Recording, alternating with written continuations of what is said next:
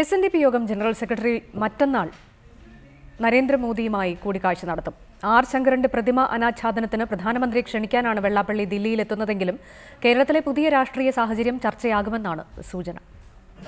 SNDP BJP ബന്ധത്തെക്കുറിച്ചുള്ള ചർച്ചകൾ പുരോഗമിക്കുമ്പോഴാണ് വെള്ളാപ്പള്ളി നടേശന്റെ ദില്ലി യാത്ര.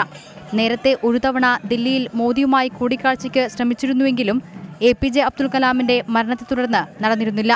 BJP അധ്യക്ഷൻ അമിത്ഷായുമായി കൂടിക്കാഴ്ച നടത്തിയ വെള്ളാപ്പള്ളി അന്ന് കേരളത്തിലെ രാഷ്ട്രീയ സാഹചര്യങ്ങളും ചർച്ച ചെയ്തിരുന്നു.